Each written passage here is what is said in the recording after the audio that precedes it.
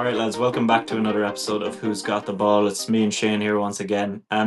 We did want to just start off the episode with just kind of extending out a rest in peace to Marshawn Neeland, who unfortunately died in the early hours of Thursday morning, I believe. He was a defensive end for the Dallas Cowboys. He just had a returned punt block for a touchdown on Monday Night Football, so extremely tragic. He's believed to have taken his own life with a gun.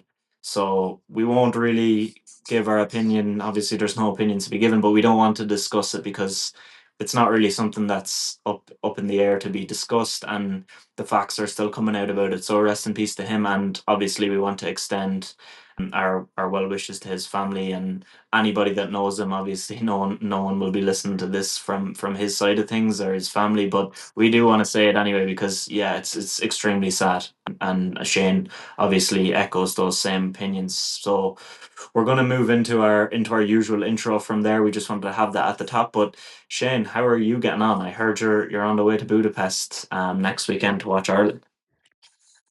Yeah, so flying out Friday morning, out of Dublin into Budapest and over there until the Monday after. So the game is on the Sunday.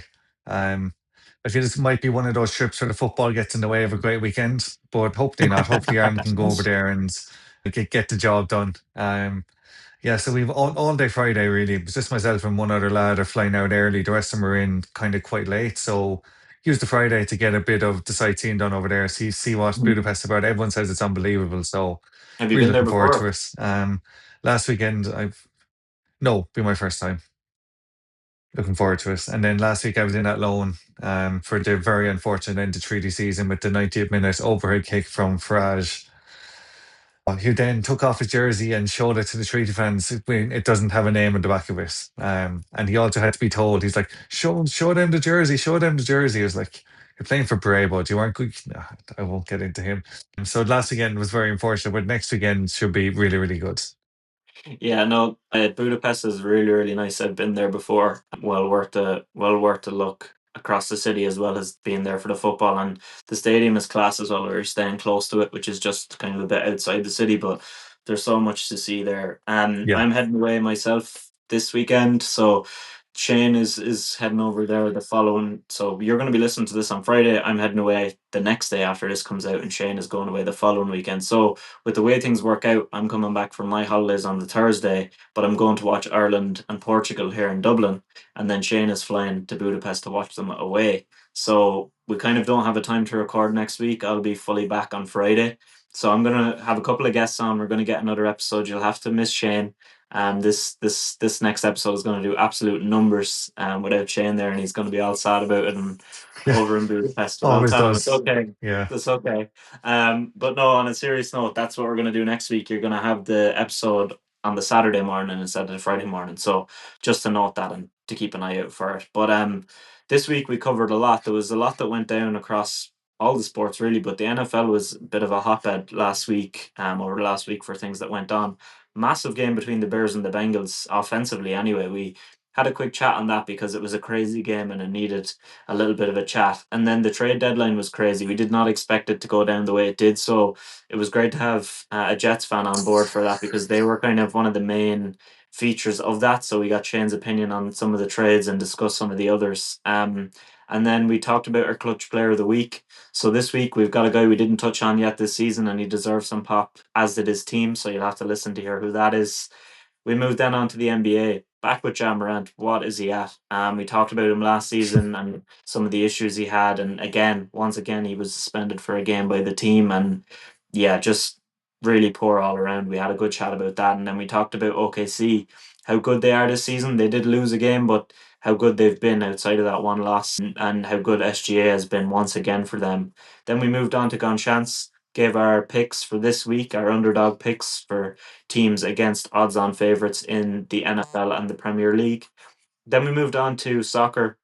So that brought up the rear this week. We talked about our performance of the weekend. So we picked a team we hadn't talked about yet, a team that has been hard of wins. You'll have to hold on for that one. And the team they beat, yeah, we wanted to talk about their slump. So see if you can figure out who that is once before you get there. We talked about Vítor Pereira getting sacked from Wolves because, yeah, don't know what's going on over at Wolves and why they gave him that contract, but he gave our 2 cents on that one. Mm. And then we previewed Liverpool versus City.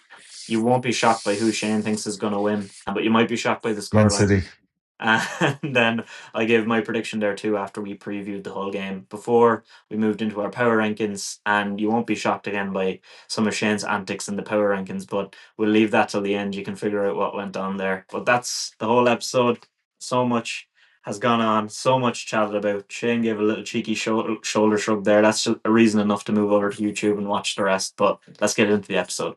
So we've got a lot to touch on this week. A lot went down in the NFL, but we can't move on to what happened midweek without first touching on a crazy game between the Bears and Bengals to end last weekend. Well, it wasn't the final game, but it was is a very big one. Just abysmal defense across the board, I think, really in the fourth quarter, Yeah. but that leads to incredibly exciting football. Like in total, you had well over 1,000 yards, 495 in total for the Bengals and 576 in total for the Bears. What did you make of this game, Shane? Just mental all round. Like as you said, the two defenses were horrific start to finish. And then I thought the onside kick for the Bengals was the end of it. I texted the Bears fan I know and I was like, that is just so Bears. Like to score that many points and come out on the losing side. Only for the Bengals to decide that they don't know how to defend either and just let the Bears come down and get the winning points at the end. That missed It was tackle just on mental Loveland was start to just finish. Like, horrendous. yeah. Oh, absolutely horrific. DJ Moore is out there throwing passes. Loveland having a breakout game. Williams showed some signs of life, but he's done that a couple of times now where he'll have a good game and then he'll just fall off that cliff again. So I agree. can't trust him either. It's just the whole thing was it was mayhem. It's the only way to put it. Absolute mayhem from start to finish.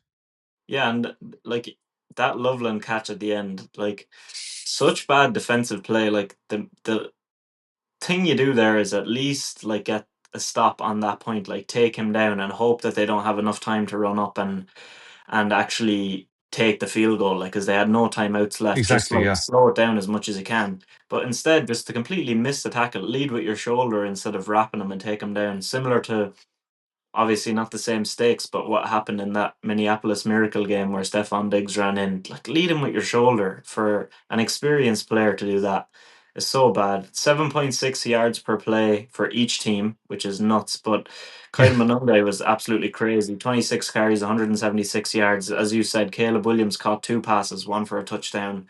Joe Flacco, Yeah. 470 yards. T. Higgins with some crazy catches, one of the best catches I've ever seen on that sideline where he kind of made a swim move on your man. He said afterwards that he didn't even see the ball when he got his hands on it. That's how good he is. The Mental. game all around was it was crazy, but there's a huge issue there with the Bengals for their defense. I think the Bears fans are probably happy because they're used to having a really, really good defense and a bad offense. So at least they've got a bit of excitement now, and they probably just wanted to be in this season, and they are. They're 5-3.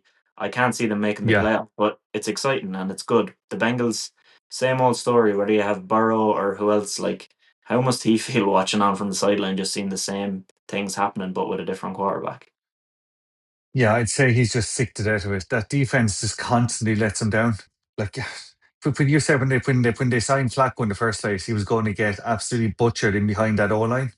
And it's not even the O line are the biggest issue they have now. It's the defense going out there, letting Caleb Williams look like a Tom Brady reincarnated on him. It's just like you just can't get away with this at this level. The money they've thrown around as well on the offensive players, and then they've done Mm, nothing on the defense. We said this before the season started that it was going to be their biggest issue, and that's back to back weeks now against the Jets last week, where they let the Jets back into it. The Jets were 0-7, and the Bengals were like, "Here you go, here's your first win." And now this week, getting an onside kick, getting the points, and then turning around and just letting Loveland just go for a merry walk down the middle of the pitch is, yeah, unforgivable. it's mental. You just can't get away with it. Yeah, it is. That's the word for it. It is unforgivable. Absolutely unforgivable. And I think at the trade deadline, then they were obviously listening to offers. They did at least make one move, letting Logan Wilson go to the Cowboys. I'm not sure why the Cowboys would want a player who was losing snaps on a Bengals defense, but there you go. Yeah. Also, they were listening to some offers for Trey Hendrickson. Apparently, they wanted a first rounder, and that came down to a second. I'm surprised nobody cashed in on that for a second. I think he's definitely worth that. But Yeah, definitely. now they're going to have another sticky situation with him in the off season. But speaking of the trade deadline, just go through a couple of the major moves before throwing it to you, because obviously as a Jets fan, we're going to get your opinion here. First major one, which was a huge shock, was the Colts splashing two first rounders and AD Mitchell in return for Sauce Gardner from the Jets. Then another big move involving the Jets, where they sent defensive tackle Quinnen Williams to the Cowboys in return for Mazzie Smith, a second rounder and a first rounder. Another one I actually really liked was Rashid Shaheed gone to Seattle from the Saints for a fourth and a fifth. And then lastly, there was a couple more, but this is the only other really big one I think of note was Jacoby Myers ends up in Jacksonville after just losing to them for a fourth and a sixth. So let's have it, Shane. Trade deadline as a Jets fan, what did you make of it? Yeah, I said to you that they were going to trade me as well. I think You want a new just team? yeah. Yeah, but no, I don't want a new team. But I thought they were going to get rid of me the way they were getting rid of everyone else. The one with Sauce is weird because there was no talks of him being traded until he was literally traded. Um, he only signed that new extension before the season started, 120.4 million. And then okay, Joe, they got a good deal. They got the two first in for him, but I just think it's very strange to your defense has kind of been it's been okay this year. It's probably but it's been better in the offense. It's been more than okay. And then you go and get rid of the two main parts of it in one day. Neither of them looked like they wanted to be traded, unlike another player who clearly wants to be traded and didn't get his trade in the end in Brees Hall. But Mm. neither of them were out talking. There was no cryptic tweet or thing saying, "Oh, I want to go," and then two of them were gone. And it's baffling because are you going to go into the next draft and say, okay, we're going to get another Sauce Gardner, we're going to get another Quinn Williams? Like you're not. Like so the two of them are just they're so good. So stacking up on first round drafts is all well and good, but how do you go out and replace two players of their quality? You just can't. The fact they held on to Jermaine Johnson, I think it was more down to the injury he had last year more than people not wanting him, but it was Jets were probably looking to fleece some team for him as well, and they weren't going to get it. It's very disheartening because like where'd you go now? Like you haven't made the playoffs in 20 years, I think it is. You're not going to make it this year. That's 21, and then you lose. You get rid of your two best defensive players. Like you're looking at another 3 or 4 years before you get anywhere near to the level in that. Like that's our division is outrageous. With how good the Colts are, sorry, how good the Patriots and the Bills have been this year. We're getting further and further away from, not closer to them. Just Yeah, none of it made any sense. Like they clearly could afford him. They gave him that contract in the last year, so there's obviously no money with cap space. So yeah, I was just reading here. So Gardner's signing bonus, which hit the Jets books in 2025 and sits under cap sheet as dead, is 13.75 million. So that is quite small, but it's still what's the point? yeah, yeah. I just I think that you were right when you said it could be 3 or 4 years. I have circled in my mind 2030, because looking at this right now, the current situation is you go into 2026 draft, there's no real solid quarterbacks outside of maybe Mendoza from Indiana. And I'm not sure if you want to take a punt there because it's not guaranteed. Whereas you hold off until No. 2027, you've got some actual real talent coming out at wide receiver and quarterback there. So it's probably defensive picks in 26, then offensive picks in 27, and then you're going to need to give your quarterback 2 years maybe to settle into the team before you get the playoffs. So that's 2030 as a point. And I like Aaron Glenn doesn't last till then. So I don't understand why he signed off on this, because I'm not sure what he thinks he's going to do. He's not going to get a good enough quarterback in the next draft. And by the time that rolls around, even if that other quarterback is good that they get in 2027, he'll have long outstayed his welcome. So for him, this is not really solid. The last time the Jets did this, as you mentioned, that's when they drafted Sauce, Brees Hall, Garrett Wilson, Quinnen Williams, and now they're after getting rid of those guys, so now they actually have to do better. I don't understand on the other side of things what in the world the Cowboys are doing, because Quinnen Yeah. Williams, although an excellent player, he is clearly slowing down. He's getting older. His time to rush or time to quarterback has decreased over the last two seasons, and they just gave up the best of the picks that they got in the Micah Parsons trade. So yeah, they have another one, but they just gave up one of the best for that from that to get him. And the whole thing doesn't really make sense as to what they do. Like, why didn't they just pay Micah at this rate? Like, Jerry is just playing what he thinks is 4D chess, and really he's just Yeah. playing tiddlywinks over there. Like, he doesn't really it doesn't seem like he understands what he's doing other than creating media headlines. Yeah, so there is two sides to the Quinn and William trade. One is if Quinn and Williams is available, you take him. But then the other side, like, why are you giving up that much after getting rid of Micah Parsons? You get in those draft picks like, oh, let's just give them up now. As you said, why not just pay Micah in the first place? It would have made far more sense than coming down to trade deadline and giving up everything you just got for arguably one of the best defensive players in the game.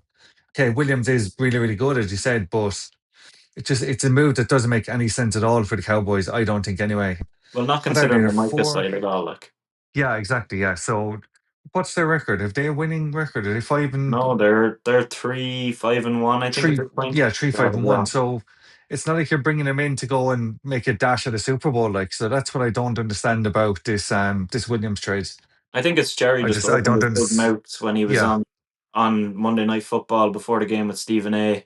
going on about trades. And to be honest, he sounded like he was drunk the way he was talking. That they have so many yeah, trades in place and another two coming, and they have one already signed off. And then they saw the Logan Wilson one, and the response to that was like a wet fart. So they had to go out and pursue another one, and they ended up with Quinn Williams. Now, as I said, unbelievable player, but the whole way that they've gone about things doesn't make a whole lot of sense. Although I do like their D line now because they've got Kenny Clark and they've got this position now with Williams kind of locked down and Ezeraku is nice off the edge. So it is okay, but it's not Micah. And then moving on to the Colts, I think I'm looking at the negative side for all three teams here, but honestly, the Colts gave up way too much. You've given up two firsts. Sauce is one of the best cornerbacks in the game, but you're going all in on Daniel Jones, and you've just had him for 9 games. Like yeah, the last time he was first with Brian Dayball, the same way he was first with Shane Steichen, he got off to a really good start. Then teams figured him out. They figured out how to play against him. You don't give him time, and one player goes down on that offensive line. Jonathan Taylor goes down. Very similar situation could unfold like it did with Saquon going down and Andrew Thomas going down with the Giants. He's not reliable in the long term. Like he has done well this season, but you need to see at least more than 9 games of him before you go, right, that's it. We're trading away the future because we need to get someone else and we're in win now mode. Like it's too much in my opinion. And it might work out for them, but I just would err on the side of caution if I was them. I wouldn't have made that move. yeah. Like they're not going to win a Super Bowl this year. I'm pretty confidently putting my neck on the line saying that. Like, there's no way Daniel Jones is a Super Bowl winning quarterback. There's no universe he is. So for them to go out and, as you said, give up the whole house and say, okay, we're going to win it this year. It's like, who's telling you these things that thinks you can go out and win a Super Bowl when you have the likes of Josh Allen, you have Patrick Mahomes, Jalen Hurts? Like, that's three boys who are comfortably in a tier above where Daniel Jones is, maybe even two tiers above where Daniel Jones is. Daniel Jones is just playing above his own tier at the moment. You always revert to mean. So you can have 9, 10, 11 games where you're absolutely outstanding, but you will go back to yourself where you're throwing your 5 interceptions a game and 4 touchdowns. As you said, Jonathan Taylor goes down. They've no one really in there behind him who can do what he does as well. So all of a sudden he's lost his safety net. Yeah, yeah, I agree with you. So I agree with you. I think it's absolutely mental. I think the Jets probably saw they were like, oh yeah, two firsts. Yeah, But as you said, Joe, it's negative for both sides because the Jets now have literally reset everything back to start again. You're not doing anything. It's like basically writing off another 5 years the way they've written off the last 20. yeah, It's not good enough. As you said, Aaron Glenn isn't going to see out anything next to near this rebuild now. The same way when Stephen Silas was in over the Rockets, like you knew he was only there as the man who was going to take the flak until they realized, okay, now we have a core of people that can do something. Let's get in something better. That's what's going to be Aaron Glenn now, and that's his coaching career.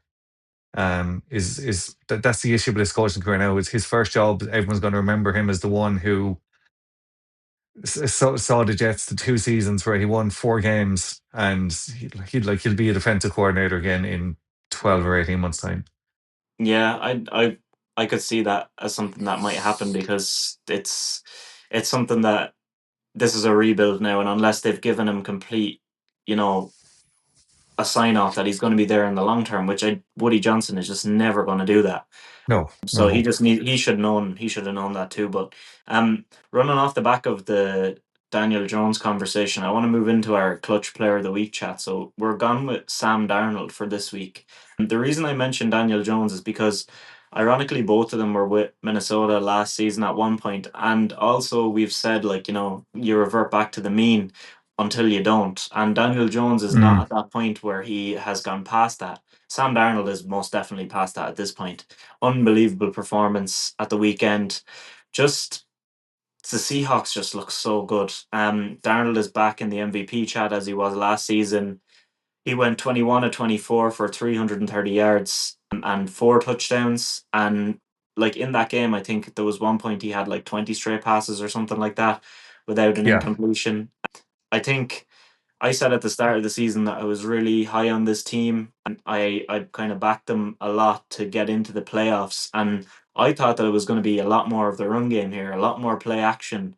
But Darnold has shown he doesn't even need it. Like this is one of the worst running teams so far in the NFL this season, and once that does get going, which I think it will at some stage because they've got two solid running backs, he'll just get even better because he's so good out of play action. And now, as I've mentioned, they added Rashid Shaheed, who has just been an amazing pickup. I think he's so fast off the mark, and the Seahawks already lead the league in explosive plays of over 20 plus yards with 40. So, like, they're only going to improve on that with Darnold having Shaheed at his disposal as well as JSN and some of the other talents that they have right now. Yeah, so Shahid for starts going in there to be the opposite side to JSN is just two lads who can get down the pitch in Usain Bolt speed of time. Like they're down there before you like they're past you before you even see them. The two of them, they're going to be really fun to watch. Darnold this season, 70.4% of his completions, 2,000 yards, 16 touchdowns, and five interceptions. So good. I saw a stat the other day where he was in the top four of the only people who do it. I can't remember. I meant to send it to you so I'd remember for this, but I can't remember the other three are. But he's in ridiculous company there for the quickest to 2,000 yards and over 15 touchdowns. Mhm. What a season he's putting together, and he's done it quite quietly because like this is our first time mentioning him, and Yeah, it's 9 or 10 games into the season. Because is it like, do we expect it from him? Is that where it's gotten to the point where it's like, Joe, is he that good? Do we actually just expect him to do this? But it was about time he got his flowers. Like yeah, 330 yards is some going. Jackson Smith and Jigba, 8 catches for 129 yards, and then he's down at the goal line just spreading the ball out to Tim Horton or sorry, yeah. Tom Horton. Tim Tyler Horton is Horton. the coffee shop. Tom Horton, I think it's Tyler. it's like, is this? Oh, Yeah, I even think better. so. There we go. To Tyler Horton. Tyler Horton had two touchdowns then because Yeah, you're so worried about JSN that you're not mhm. looking at the rest of them. And then all of a sudden it's like bang, bang, bang, They're bang. just running And in yeah, there's tush pushes with tight ends now and everything at this yeah, point. Like they don't care like yeah, whatsoever. they're up there. Yeah, as you said, they are. You were really high on them at the start of the season. I don't think I was anywhere near the level of up there that I should have been on them, and they are absolutely class. As a team as well, they're the fifth highest in the league in points per game with 28.9, but they're also the fifth highest or fifth lowest, should I say, in points allowed for opposition per game with 18.8. So that's on 10.1 differential per game. Like if you put that across their season, they're like over 90 on their differential across the games played. Or Mad. have they played? Wait, have they played? No, they're 6-2, so over 80, and they haven't played 9 games yet. They have their bye week, but I think Yes.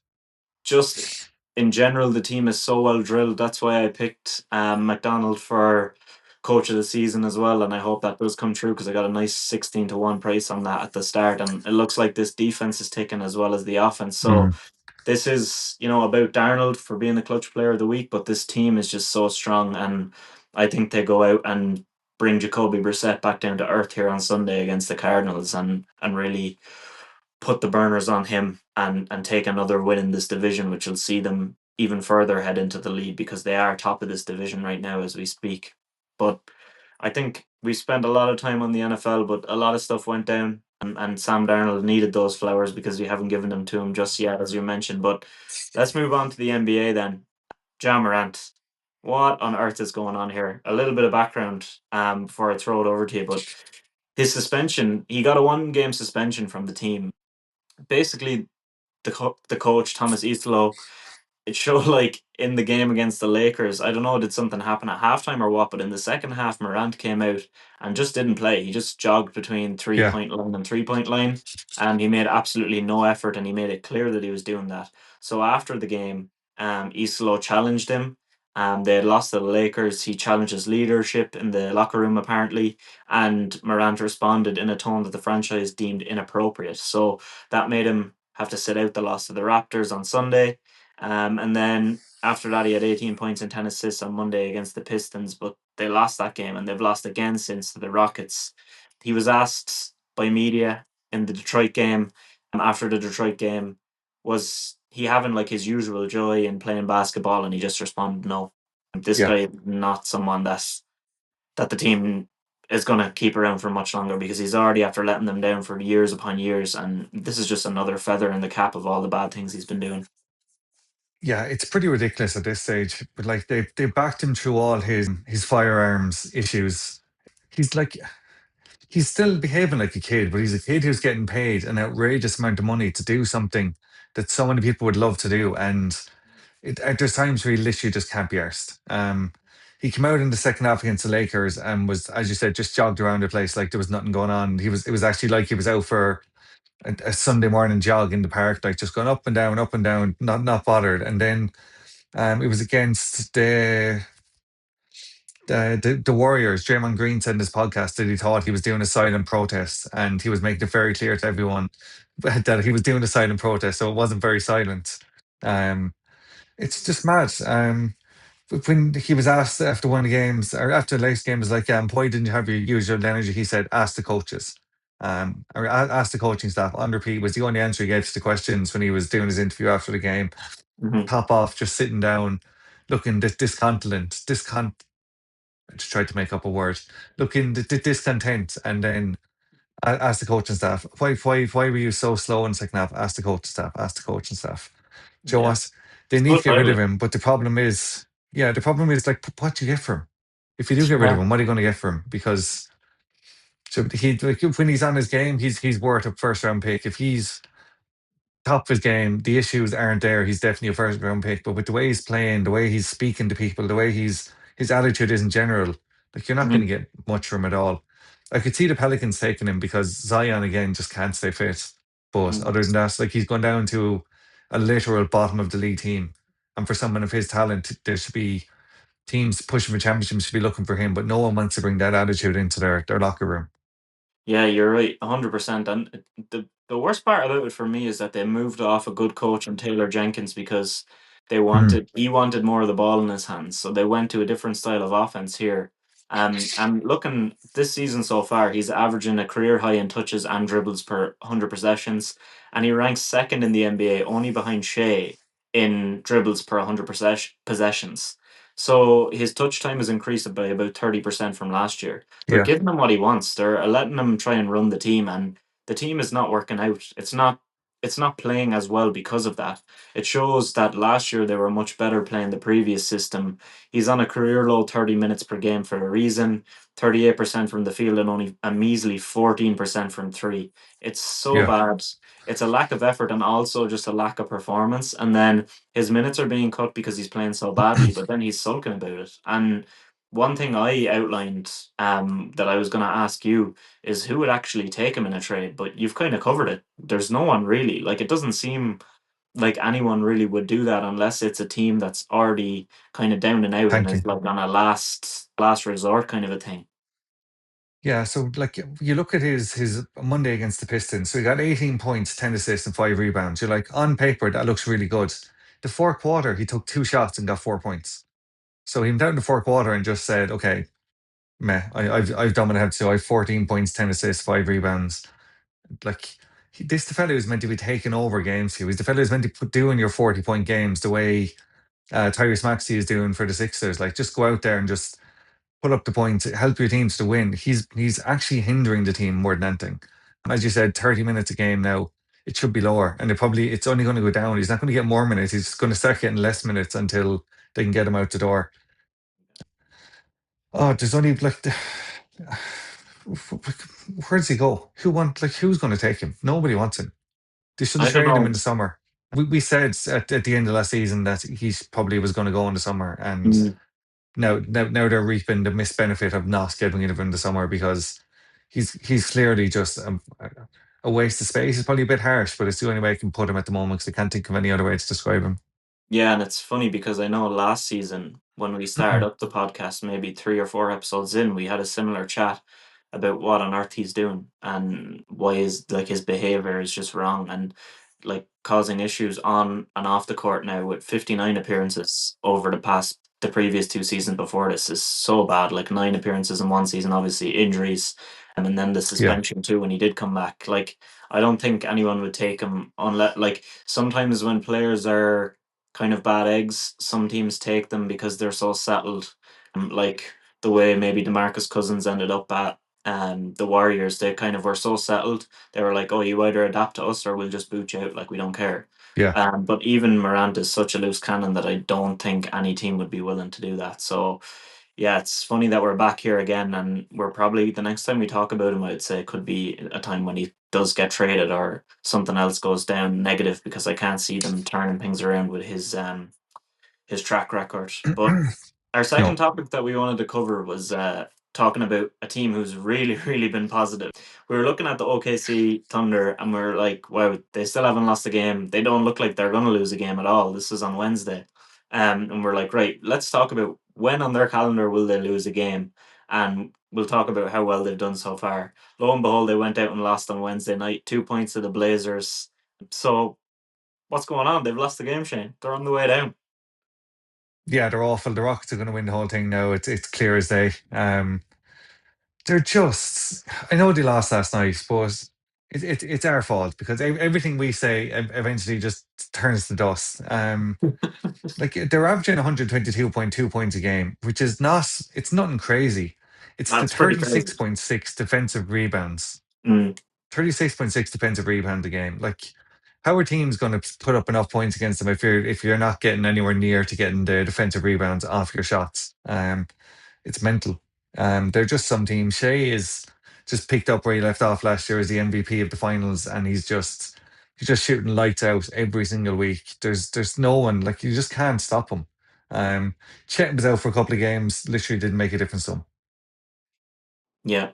No, I think the only game that it actually made a small bit of difference was last night, and that's only because Dort Yeah, and Caruso and J-Dub are all out. So you're like getting hit with four all of out the as well. Yeah, starters there, like as well as Chet. But they're fifth in points per game, seventh in rebounds per game, second in steals per game, seventh in blocks per game, and third in opponent points per game. Like who's 12.8 top of plus this? in Do you which have it there? stat? In all of them. So who's top of points per game? Let me pull it up. I'll let you know. But in general, like to be top of so many stats, it's just crazy. And the one stat I was going to also mention there was their plus 12.8 differential across each Yeah. game. The only team that's higher on that is the Rockets. They are plus 13. The Rockets are also top in points per game, so All right. Nice. 124.7. So then the Nuggets, then the Sixers, Heat, and Thunder. So they're pretty much top or around the top in every single thing, and the differential is just crazy good as well. Similarly to Yeah, the that's mad. Rockets, I think looking at Shea's plus minus, he's plus 69 on the court, plus 46.2 when he's not on the court. So they're not as good. Shane is laughing about 69, so that's great. They're still good like without him on the court, Yeah, but it's not the same because their offensive rating drops massively, but then their defense improves because it's mostly like double big or bigger guys on there. So it's kind of you have the good with the bad with him not on the court and on the court. It's like two different teams, but he's had yeah. 81 games of 20 plus points. It's nearly a full straight season. That's I didn't know that. That's absolutely mental. Like that's someone whose standard just literally never ever drops. So what, even without him on the court, plus 40 odd points is still not bad. Like, and especially when he is playing nearly every game for you as well. Like you're going to win more than you lose, which is I know that's the most obvious thing in the world to say, but like they're clearly going over 70 wins again this season, I think. they're going to get Jeez, close to it just anyway. looks If like not, them. they'll definitely get over 65. Um, I don't think they'll go into double figures for losses. Wow, that would be crazy. Like if that, like, what's the record? The Warriors had 70 odd. Warriors record wins. Um, in that one season they had, come on, just give me the basic answer here, Google. 73-9. So that's the record. Like, Yeah, I think they'll be close to that this year. I just think they're unbelievable. yeah, that's the only time there's been a single digit losses. So if they can match that, that would be absolutely nuts. And if they can match that and then actually win the championship like the Warriors couldn't do that Yeah. season, that would be a historic season, probably the best we've ever seen. And all the injuries I just mentioned, and you mentioned with Ched as well. J Dub hasn't even played a game yet, like, so they need him back as well Yeah. to take some of the load off Shade. But like when those guys come back, they're only going to get better. It's just scary how good they are, and I don't know how many years they can continue to do this for because it looks like a long time already. Yeah, they're so young as well still. Yeah, So young, which is the crazier part about it is they're only going to get better year on year on year. And geez, if Shea gets any better, then there's like how high is his ceiling? Like where can he go? I know, and Let's talk like, about the Rockets really quickly. They're good, go aren't ahead. they? Yeah, very good. I think they're on a very good run. In fairness, Yeah, since they started off a little bit the shaky, but Pistons. it wasn't actually, the first game wasn't bad. The second game was quite poor, but then since then, really good. And I think still finding your feet with Amen as well, kind of taking on the load. He looks a little bit confused at times, but 90% of the time he knows exactly what he wants to do, so the rest will come. So I think you're only probably going to get better, and that's a very good thing because Hopefully. sometimes it can take a while to get going when you have a new acquisition like KD, who coming back to the Ja point, he was saying to Mm. Ja Morant's mother in the Grizzlies game, like, "Oh, your son doesn't want to be here. Like, you're not going to be here much longer," and stuff like that. So, always John saying something. Is that what Kevin Durant said? Yeah, Wow. yeah, Um, funny. Şengün has started the season like a man on fire as well. I just Yeah, think he's absolutely class. no, I agree. I think with the way the 28, Rockets are, 28. 28 Sorry, go on, points per yeah. game. No, go ahead. No, I was just talking. He was 20 and 16 last night. 20 points, 16 rebounds. Well, yeah, he's having a very good season so far, and he Mm. doesn't have to be the focal point anymore, which is probably positive for him because it allows him maybe to be a bit more free. And like, you play that double big lineup a lot, and actually that might be some of your worst minutes because it looks like now you're a bit Yeah, more free with KD playing there. So yeah, it's great to have a lot of options. And I think I was just going to say is that if it keeps going this way, we'll have to do a full segment on them next week because I think this run is going to continue the way that they look. But let's move into Gan Seans then. Last week we had two wins for you and one for hmm myself. So I picked Villa to beat Liverpool. That did not come off. The Bengals, as we already mentioned, they broke my heart against the Browns. I should have had that one, but I did not. Both of us had the Broncos to beat the Texans, which did come off. And then your other picks, you had Wolves to beat Fulham.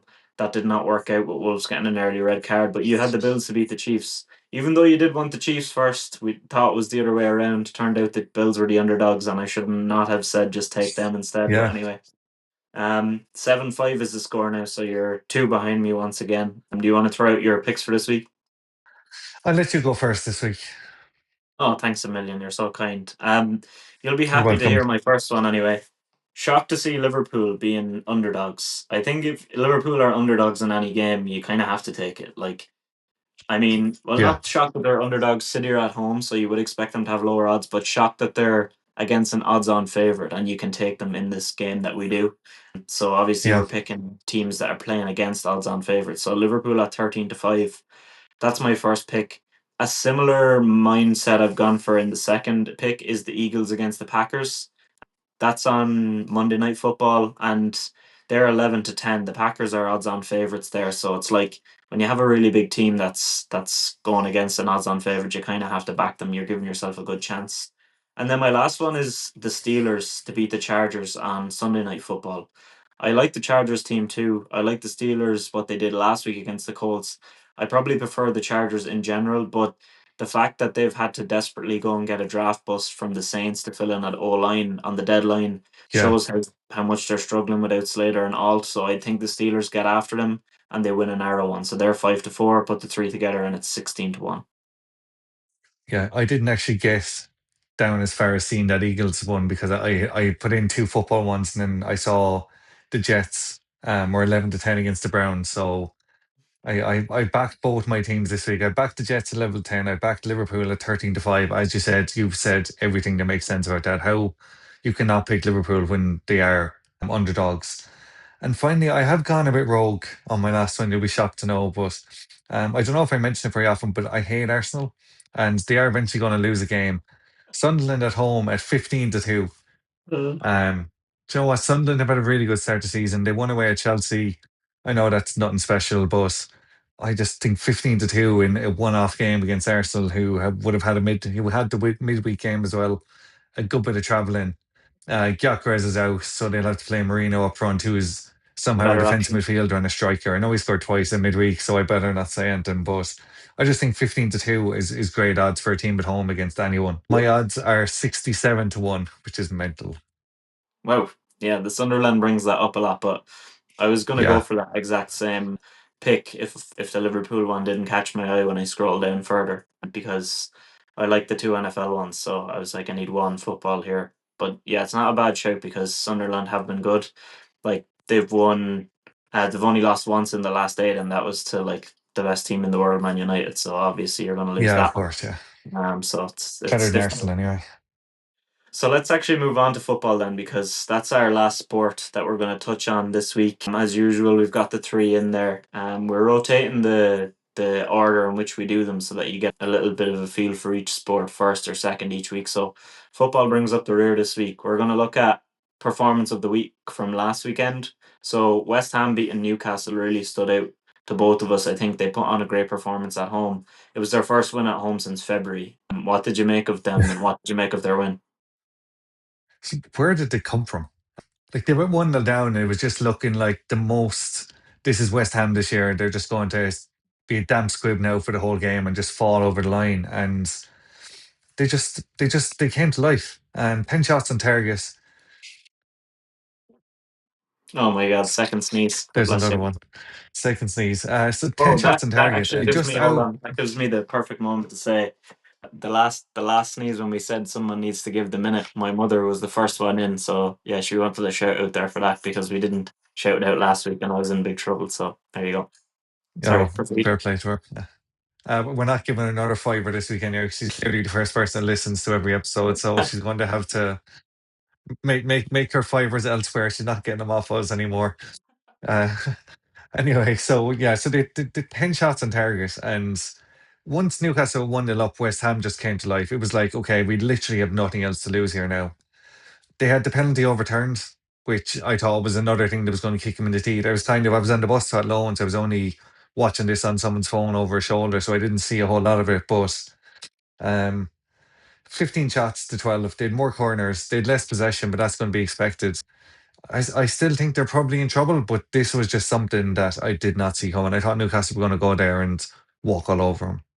Yeah, I thought they started out really well because they looked on it from the start when they hit the first shot off the post through Bowen, and then Murphy scored a kind of a stunner like from long distance. And then after that, Newcastle, Mm. like I wouldn't even call that a big chance. Like it wasn't a big chance. It wasn't even really a chance. He just took a long shot. And then from there, West Ham, the penalty was overturned. But then they did get a really nice goal through Paqueta, and then they got the own goal, which they were on top at that point. They deserved that goal. Mm. It was kind of all them at that point, like 1.75 XG versus 0.52. For all Newcastle's possession, they couldn't really do a whole lot, and it was a typical Nuno team performance.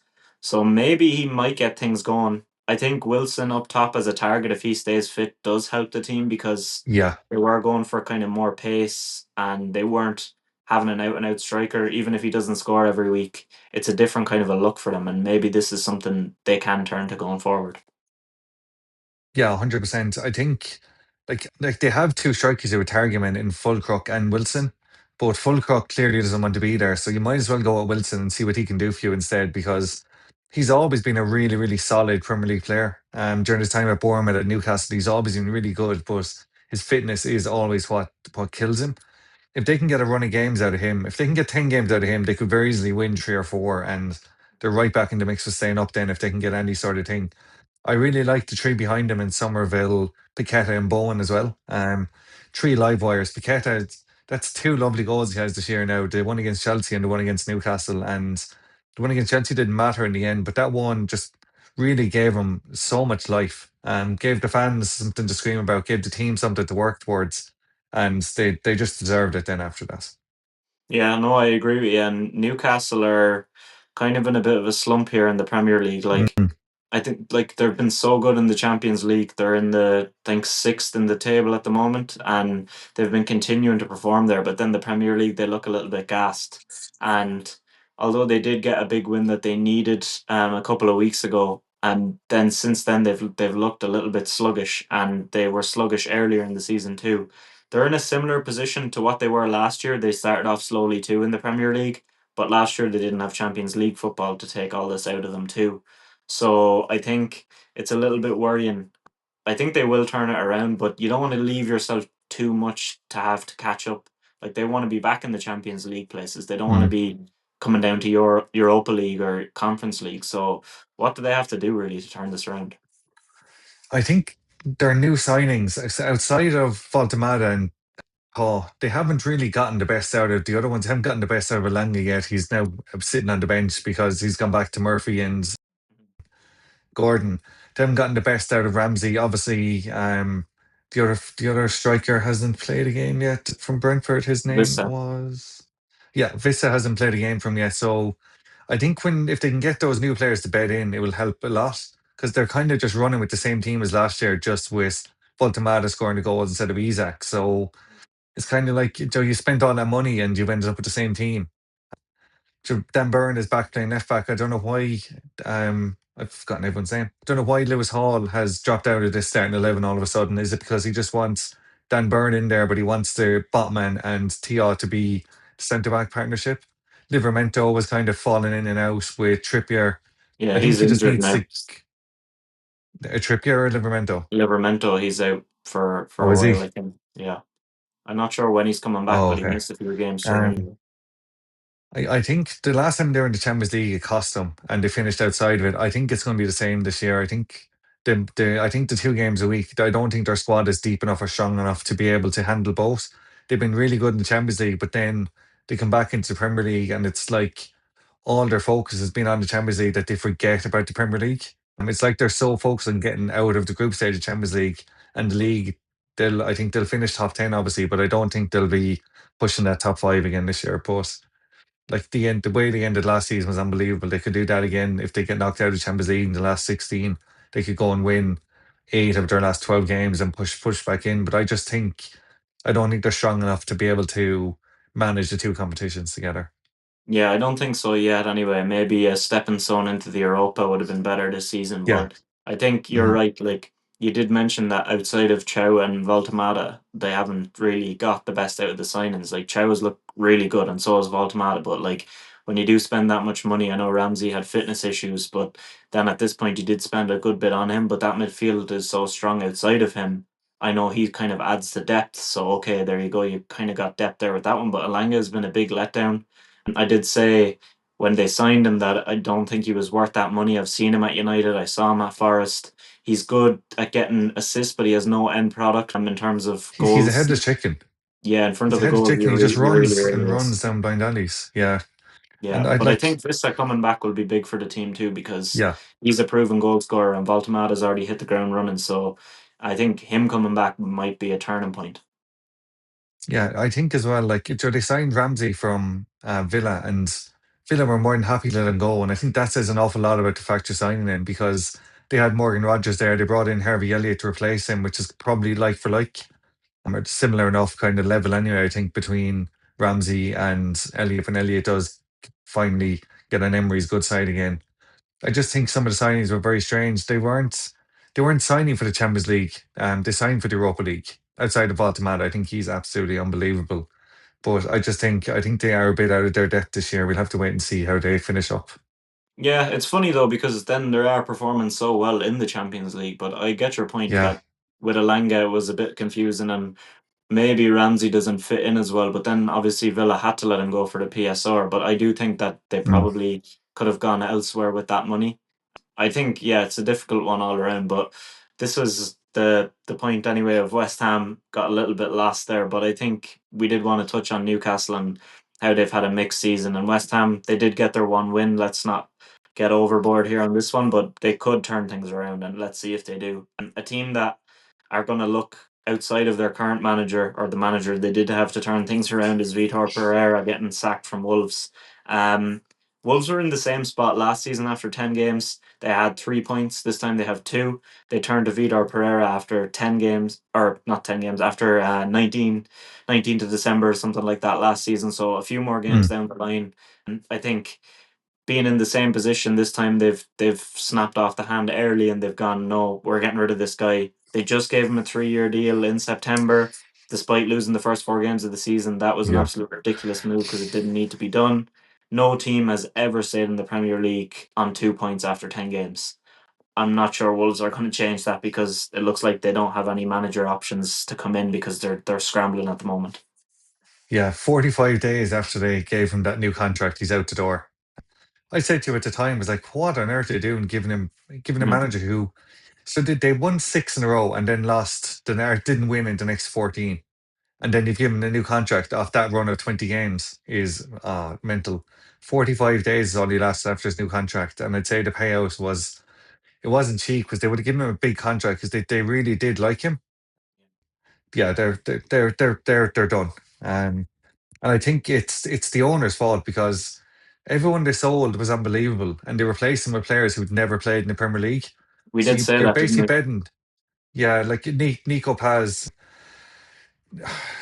Wolfa, the left back to replace Nori. Like it's just they're players that aren't even getting into the 11 now. I know he scored twice against Chelsea in the cup, but outside of that, he's been a no-show in the Premier League. Really, Arias to replace Cunha makes no sense either. Like a 27-year-old who has never scored goals really, and you want them to replace your top scorer from last year. Yeah, they're as you said over the message to me. If Gary O'Neill has actually turned them down, then things are worse than they look on the paper. Yeah, Yeah, because they're he's the one who guided them to those 3 points in yeah. 10 games last season, and then ultimately got sacked. So if they did turn to him and he turned them down, they're absolutely fecked because Mm. that is not a good look. I'm not sure if that actually happened or not. That's what's being reported. But like you said, the Cunha sale and then Strand Larson getting injured didn't help. But really, who's going to provide to him? They don't have a whole lot there. Anyone. They don't seem to have a good lineup at all or a team that can turn things around. And they're, as I said, scrambling for managers. They haven't really an option. I think at this point, they should go for the likes of a Michael Carrick, who is going to be good in the championship, because that's where they're heading, in my opinion. 100%. I think there's no point bringing in someone now like Ten Hag and saying, "Oh, he can save us. He can save us." I don't think there is any saving us. Um, there's no one who can bring in here. Mourinho couldn't go in here and save this. Pep Guardiola probably couldn't save it. So you might as well start preparing for next year. Start looking at January to see how you can get out and get in. That will make you a solid championship team that comes straight back up because like they're so far removed from a team that should be playing Premier League football with like it doesn't matter who's in charge, that they might as well just pack it in and say, okay, I know it's very early to give up after 10 games, but 2 points after 10 games, they're 8 points from safety. And okay, Burnley are, I still At think they're a least bit they're rubbish, picking up but some points. Like exactly, that's you're what I was going to absolutely say. right. Like they still have 3 wins. Wolves had none. It's, yeah, they are in big trouble.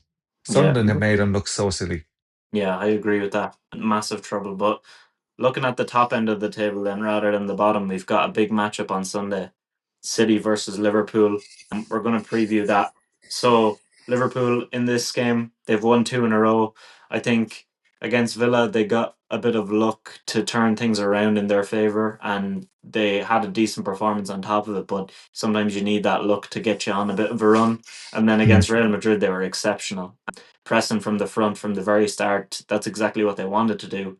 And I think then on the other hand, you have City who are on 3 wins in a row after losing to Villa, big wins against Bournemouth, with Haaland showing up there, and then last night against Dortmund they could have scored like 12 goals. They were unbelievably good. So I'm really looking forward to this game. I think I'm two not. teams and a nice run, and you're not. Let's hear what you have to say then. Let's hear it.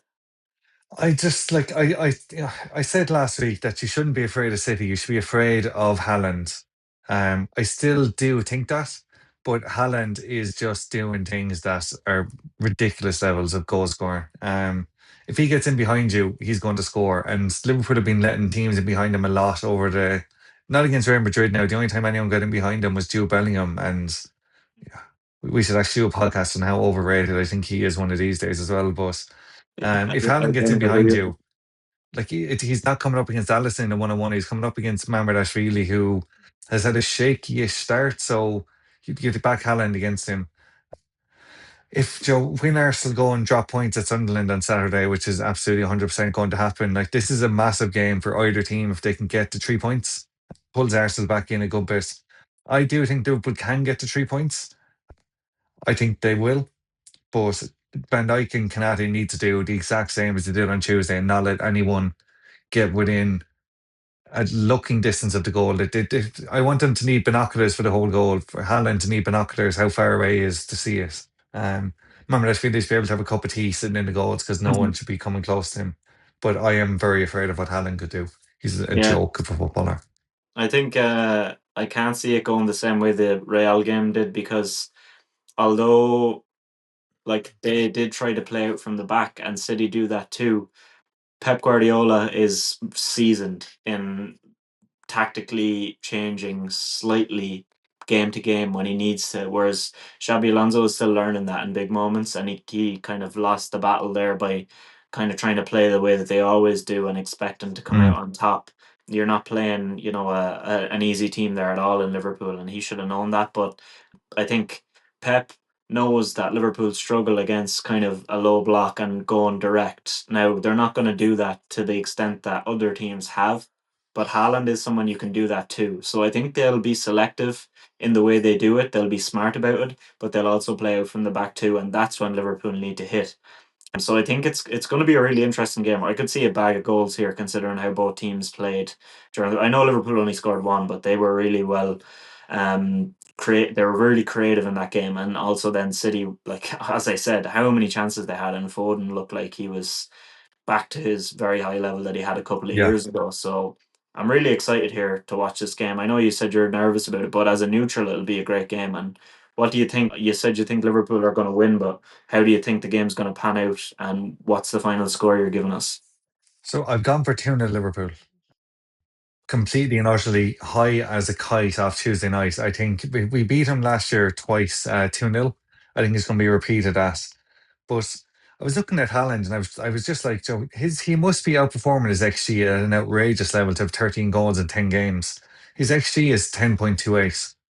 Not that In much. 10 games. It's That's absolutely outrageous to have that high in XG in 10 games. And to still be outscoring it is just, it's mental. Like 13 goals in 10 games in the league is mad because how do you stop him? Like he's big, he's strong, he's worked out how to pass now. He can run with the ball. His touch has gotten so much better over the summer. He can literally do it all now. He links up play better. He's having more touches, and he's still the man finishing everything at the end of it. His first goal last night is sorry, his first goal. His only goal last night is just some finish He again, but nearly took the net off. he's yeah, he's always in the right place at the right time for that ball to fall to him. Doku as well just knows if I put it here, that's where Haaland is going to be, and he's going to just do what he does. And then, as you said, Foden, two lovely goals as well last night. So City are unfortunately hitting form at a good time. But so are Liverpool.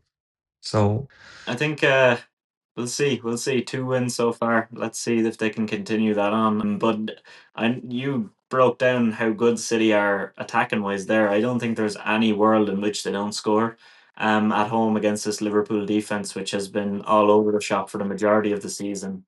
So I'm going with a bag of goals here. I'm going with City to win 4-2. I think it's going to be super open.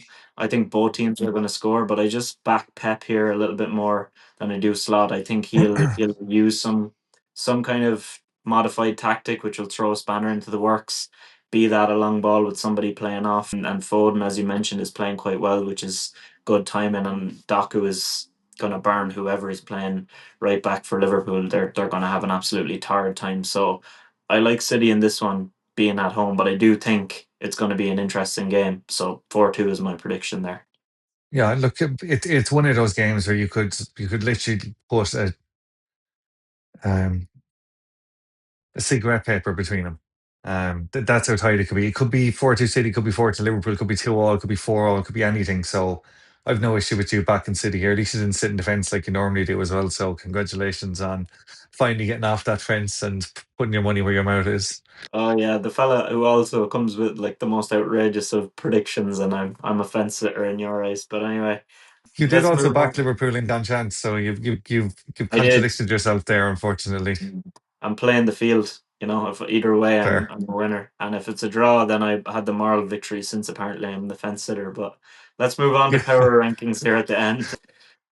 Last week, this is what I had. I'll throw out my last week and I'll throw out my this week. So last week I had OKC, Arsenal, Chiefs, Bournemouth, Colts, and the Sixers. A few change ups going into this week, especially surrounding the NFL because there was a good few spanners thrown into the works last weekend. I've gone with OKC and Arsenal still at the top unmoved. OKC just lost one game, so it's not time to panic there and move them down. Arsenal continue to Mm. do what they're doing, so they're sitting where they are still. Next, I've got the Seahawks in third. We talked highly on them there. They've been very, very good on both sides of the ball. It's about time they got some pop here, so I'll put them in third. The Bills are in fourth. Another new entry from the NFL. They went out and did the thing against the Chiefs. They looked really settled. The defense was good, and Josh Allen had his best game of the season, and just in terms of his composure and winning and playing well in big moments. So there you go. I've got them in fourth. Then I'm bringing in the Bulls. They've been really, really good so far. They shocked me. They came back from 24 points down against my Sixers the other night, which is extremely frustrating for Mm. as a Sixers fan. But as the way the Bulls played was really good. They had such good heart, and they've been really good offensively and surprisingly good defensively this season. So they're in fifth, and then in sixth, I've gone with Sunderland. I think they deserve a bit of a pop off here because I could have went with City, being on a good run of form, but I think Sunderland only lost once in the last eight. They're fourth in the Premier League only by goal difference on the same points as Liverpool. And they've been the joint second best defense in terms of goals conceded with only eight. So they've done way better than anyone expected, and that's pretty powerful for me. So I'm going to bring them up in the rear. It's OKC, Arsenal, Seahawks, Bills, Bulls, and Sunderland for me. Yeah, that's very different to mine. Once we get past the fact that I also have OKC at one. I'll just go through last week first. So I had Colts, Arsenal, Lions, San Antonio Spurs, Villa, and the 76ers. OKC had to come in for me this week when they started 8-0. I said last week that if they kept going the way they were doing as champions, they would come in and they've gone straight to the top. I put the Patriots in second because when I was looking up my NFL teams to put in, I didn't realize they were 7-1 until I looked it up. I was like, they've quietly gone to 7-1 and they look really, really good. So I thought they deserved a shout out. I have Arsenal in third, unfortunately. Don't want to say too much now. I have the Colts in fourth. I had them first last week. I can't just bomb them out to bring in a different team just because they lost one game. And then I have my own two, the Rockets and Liverpool, fifth and sixth. The That's a Rockets going ridiculous five Liverpool. in a row. The Rockets going five in a row, the best scoring offense in the league. They look really, really good, and hopefully that run can continue. And Liverpool just beat Real Madrid, so why not? Yeah. That's crazy. Like I knew you were going to bring Liverpool in, and like United won three in a row, and I did not even sniff them in because I'm not delusional. And here are Liverpool back in, and they just lost how many games in a row, and they win two. Like this is just giving the They've fuel. I actually hope they've won City three of their last four now. absolutely. They've won three I of their last four. I don't care. I hope Liverpool. I hope City go and clatter them because if you're like going off that logic, there's so many other teams. United have won three of their last four. They're unbeaten in their last four, so United should be in Yeah, there by as way of soon as you logic. said Sunderland, I was thinking of doing a sneaky last second switch up to put Sunderland in after you mentioned their run of form, but Oh that's yeah, cheating. Can't be doing that. yeah, and yeah, you actually have four new entries this week. So, and just a correction on the Patriots, I think they're 7-2. I think at this point, so Seven and they're two. sitting. No, Yeah, did they not have their bye week? no, I don't think so because they are on the same record as the Broncos and Yeah, they're the same record as the Broncos and the Colts, so they're on 7-2. But Okay. yeah, a really good season. It's probably about time we brought them in. So that was a nice point, and it allowed you to move Arsenal one down as well, which suited you down to the ground. But Yeah. we'll leave it Absolutely there. wonderful. Another week ended with Shane's delusion. So thanks again for listening. I really appreciate it. As every other week, we do appreciate it. But next week we'll be coming to you on Saturday. A bit of a change up. I'm off on holidays, and then until Thursday, and then Shane is heading over to the Ireland game in Hungary, so he's heading away on Friday morning. So I'll be recording, hopefully with a couple of guests on Friday evening, and get it out to you Saturday morning. So keep an eye out on that for a different time. And I'll throw it over to you, Shane, to wrap it up. Yeah, cheers, lads. Just keep watching and following along. I'll give you some updates about Budapest when I get back. Probably not the football and more about the city, to be honest. But we'll see. I'll see you back here in 2 weeks, and James, I'll see you back here next week. Just keep following us. As we said last week, the road to 100,000 is on, so let's get there. See you, lads. Welcome back to another episode of Who's Got the Ball with Shane and James.